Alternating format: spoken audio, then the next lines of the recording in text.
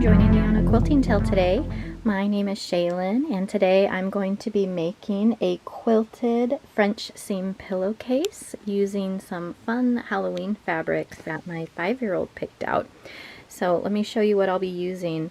This fabric here is going to be the sleeve of the pillowcase, and we found it in the clearance section at our local fabric shop. So all I can see on the selvage here is that it's Kiki's Coven, and it says D. Leon Design Group from 2020. So it has just some really cute little witches. This one was the one that really made her want the fabric, the one cuddling the kitty.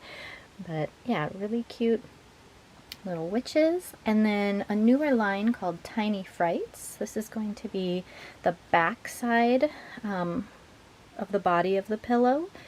And I have a charm pack of Tiny Frights. These are the 5x5 squares. This is by Ruby Star Society.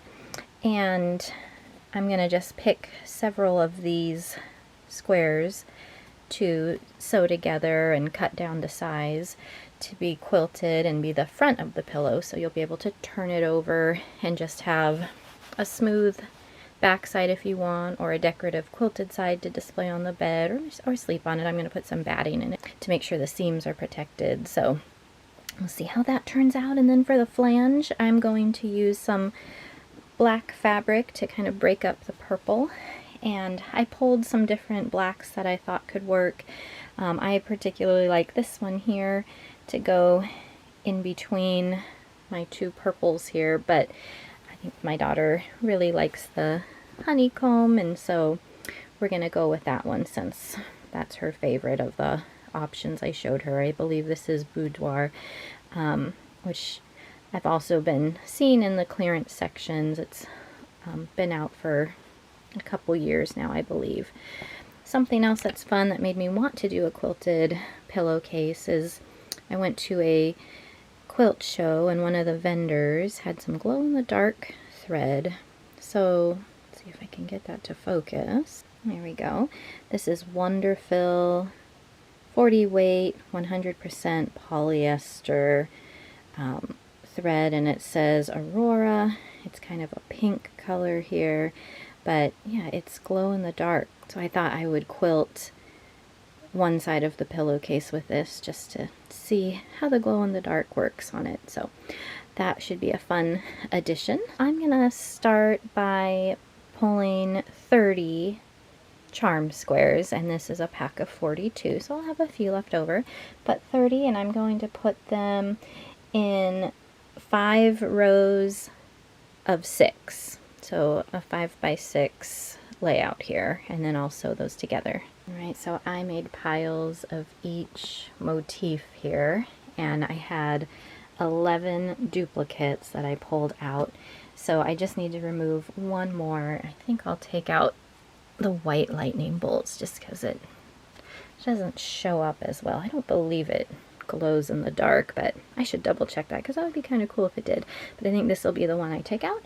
So now I have my 30 charm squares, and I'm going to lay them out now.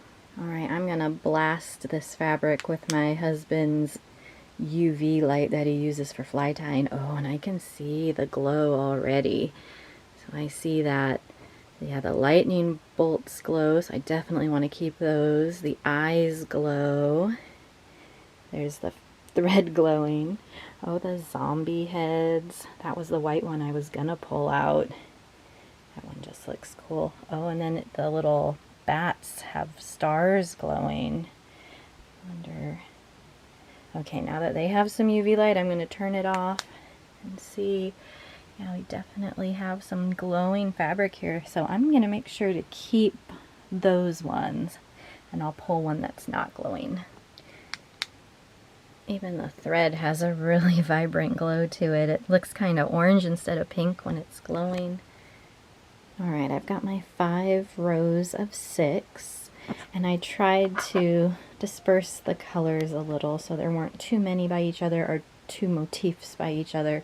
So I ended up swapping out. I felt like it needed a little more orange, so I got some duplicates of the orange just to spread the orange around more. The top and bottom row are going to get trimmed a little, and so I decided to try and condense the glowing fabric in the middle as much as possible because I want as much glow as possible. So I'm just gonna shine the UV light on it one more time to kind of charge it up, turn the light out, and make sure I like how the glow is dispersed, because that's what she'll see at night. And looking here, I can see there's kind of a dark patch right in here, so I'm gonna shuffle a little more and get some more glow in that section. Alright, this will be my final layout. It might be worth noting, some of the ones that glowed with some background colors did not with others, like the yellow lightning bolts and the bats on the cream background. They did not glow. Same thing with the pink lightning bolts. They didn't glow when I turned the light out. So just because some motifs have glow doesn't mean every color will. So I just thought that was worth mentioning if you were thinking about getting this fabric. But I ended up swapping out and have a few duplicates now because I wanted to disperse the glow. If this wasn't a glow-in-the-dark fabric, I think I would be more concerned about just making sure there was a good balance of color, but I think this looks good. So I'm going to just gather these up and pin them by rows so I can keep them together and start sewing. I've got my rows all pinned together and labeled with some little sticky labels. And I've sorted my piles into piles 1, 2, 3, 4, and 5. You could label them or just remember which is which. But I'm going to chain piece, pulling from each pile and just remembering which pile I'm on. You'll notice I still have my stickers at the end of my rows so that I don't mix up which row I'm currently sewing. I'm just being careful not to stretch the fabric, just keeping the edges lined up and adjusting as needed.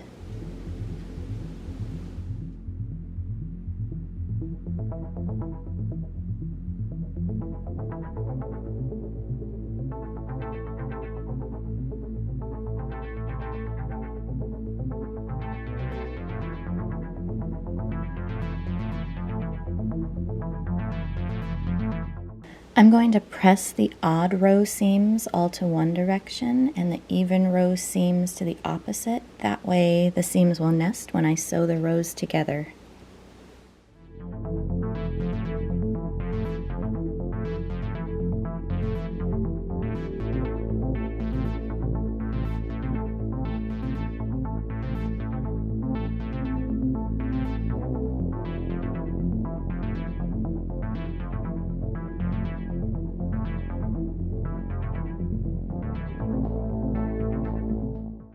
I do pin my rows at the intersections just to keep them together.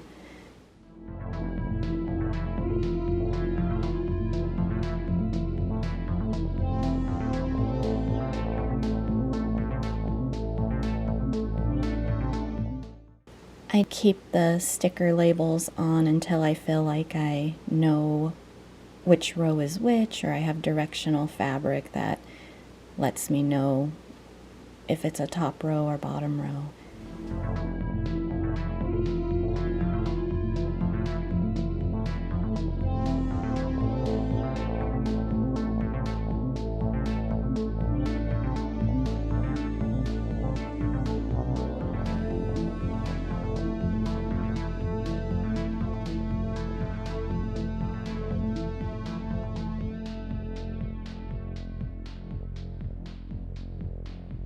And press the seams open for less bulk. To prepare the solid piece for the body, I'm just measuring when you fold the fabric over selvage to selvage. You'll notice mine is about 22 inches. So I just have it lined up to the 0 line, and then it's about 22. So I'm going to remember that number as I prepare the quilted side. Notice this one is 23 inches from 0 to 23.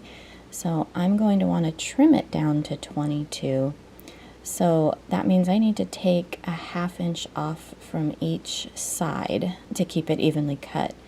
So I'm folding it over and cutting off a 1/2 inch from each side.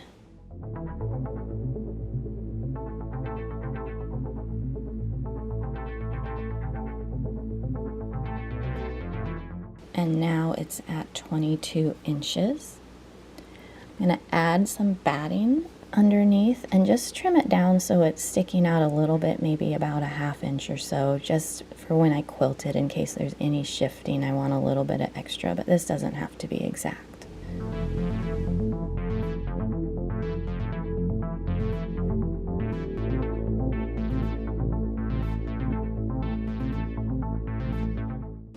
Now I'm taking that solid backing piece and cutting it in half along the fold.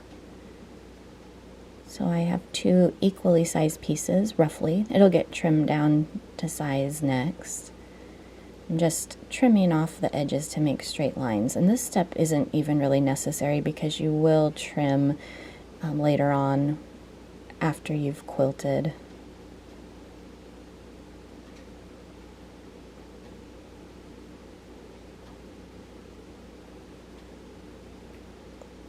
But I'm just trying to get a straight edge here to work with. And this is the second piece. And I'm just doing the length, the longer sides is what I'm trimming down for now. I'm going to take one of my backing pieces with the wrong side up and then place the batting and quilted top on the other side so that the right sides of both pieces are showing. And I'm just trying to center it so that I know the backing is behind the quilted top on all sides, and then I'll go ahead and pin it in order to quilt it. So about every other square I'm putting a pin, and I'm staggering those pins when I do the next row. I'll just flip it around and pin the other side as well, starting from the middle and then working to the sides. Smoothing out as you go.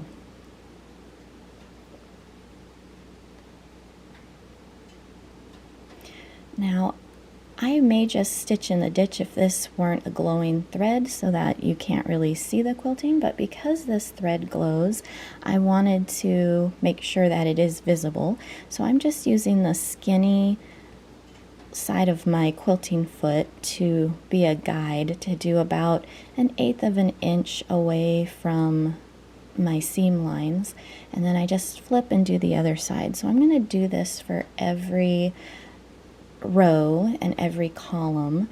Just go ahead and make a straight line following my seam lines. Here's another angle of it.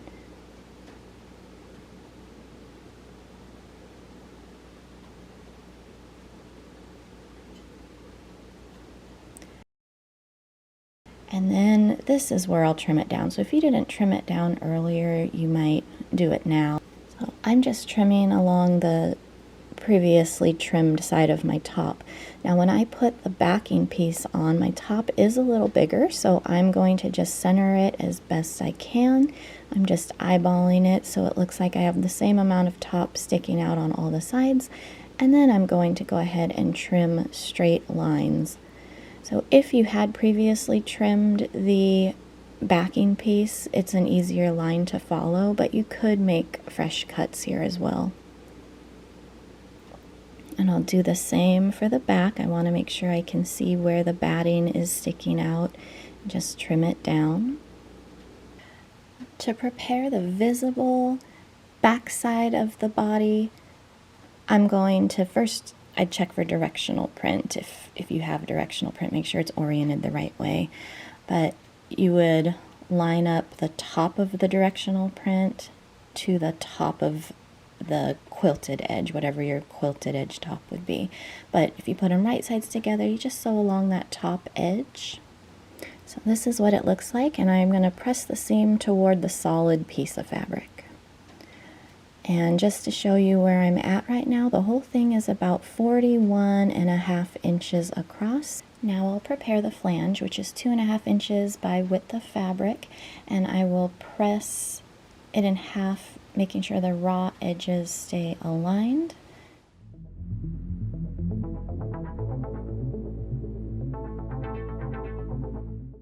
And then for the sleeve, you'll want 9 inches by width of fabric. I'm fussy cutting mine a bit so that I can get that little witch in there, not cut her off at the 4.5 inch mark, because that'll be about half of one visible side.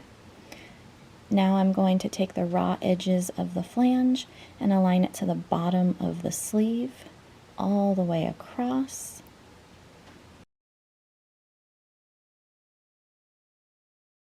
And then I will take the body piece and line it up along the edge, making sure that it's within both sides of the width of fabric. The body's going to be a little shorter.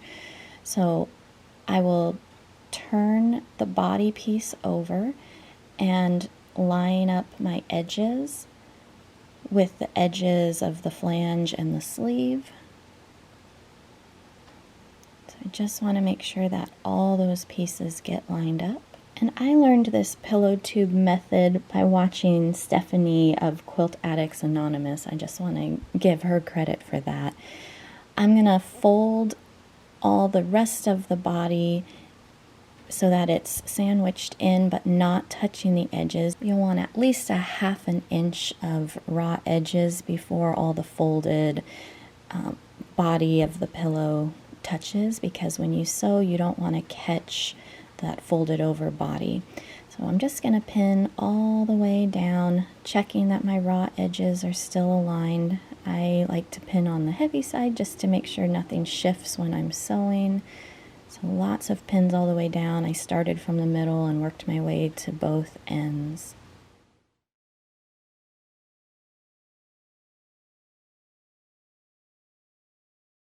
So once I'm at the ends, I will do a back stitch and begin sewing, just removing the pins as I go. Again, that folded body of the pillow should not be catching. So I'm feeling with my fingers that nothing is creeping to where I'm sewing. And then back stitch at the end. Check that you caught everything before this next step, which is just pulling it right side out. And just go slow. The back stitch will help hold it in place.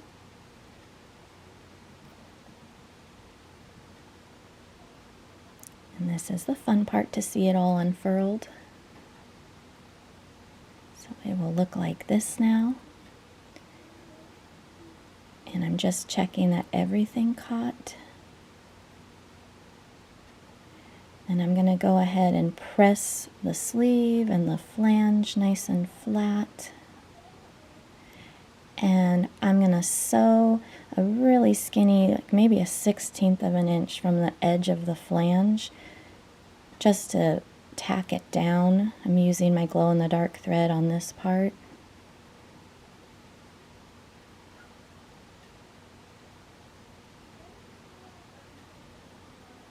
Here's what it looks like from another angle, so you can see how close to the edge I went.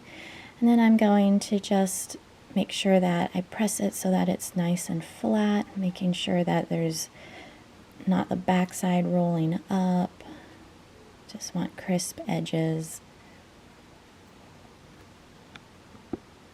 And I'll do the same on the other side, and just kind of iron the back a little bit. It gets a little wrinkled being in that fabric tube. Next, I'll align my pillow along some of the lines on my ruler to cut a straight edge on this side that has all the overhang. So I'm going to use the 20-inch line to help me. Please note that I am lined up at the edge of my board, not at 0, so this is actually longer than 20 inches. But I think if I do 20, it'll catch all the edges. So I'm just going to trim it down.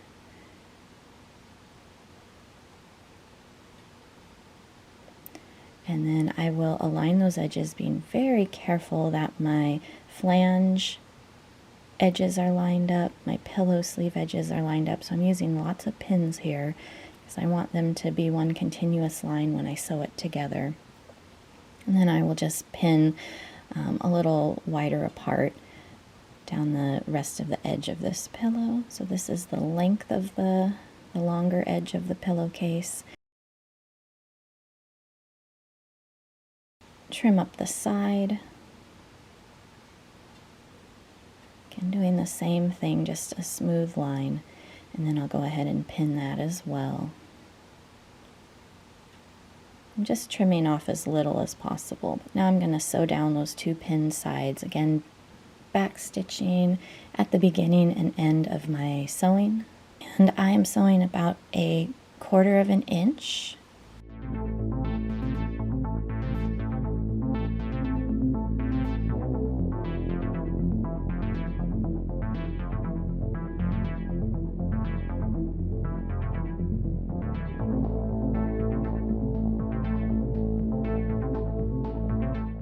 And then I'm going to trim 1/8 of an inch off, so you don't want to be trimming your stitches. You just want a little bit of overhang. So sewed 1/4 inch around those two sides, and now trimming off 1/8 of an inch from those two sides you just sewed. Turn it inside out.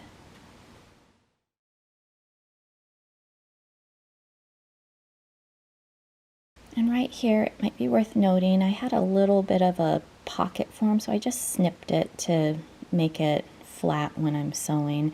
It'll all be sewn in later. So I'm going to just press those edges so they're nice and flat, just like I did before.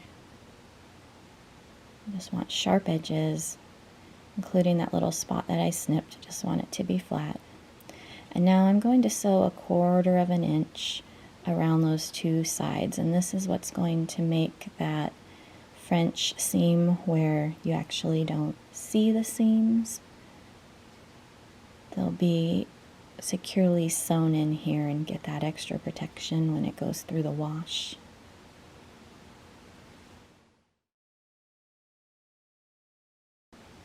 And again, back stitch at the end of your sewing.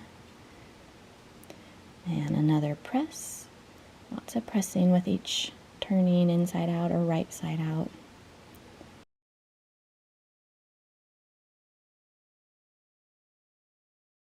And I just like to check that my flange lines are all aligned here, which they look very nice. And so here is the finished pillowcase. It could be finished. I have one more potential step that I'm going to talk about, but you could call it done at this point.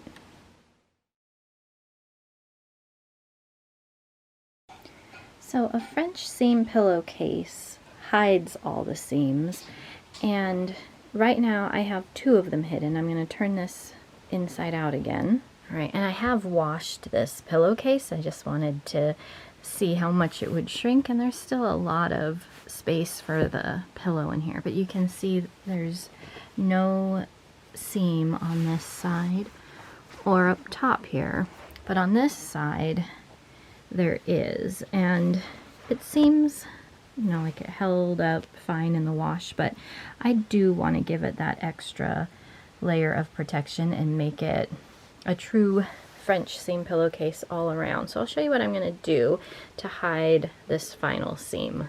Alright, this is the side that has the exposed seam. So I've gone ahead and just pressed it nice and flat. So what I'm going to do is take 1/8 of an inch seam on my sewing machine and stitch down on the front side all the way down to the end of the pillowcase. So this is now turned inside out again, and this is the side that was just sewn. I'm going to sew a little more than 1/4 inch now so that I hide the stitch line that I just did when I turn it back right sides out. I do have this little overturn here, so when I sew this side, what I'm going to do is actually flip it this way, and I'm going to put this end in first so it just kind of pins that little pocket area down, and then sew the 1/4 inch down. So I'm going to give this a press first, just to make sure everything is nice and flat, and then I will back stitch at the beginning and end, and we'll turn it right side out again and see how it looks.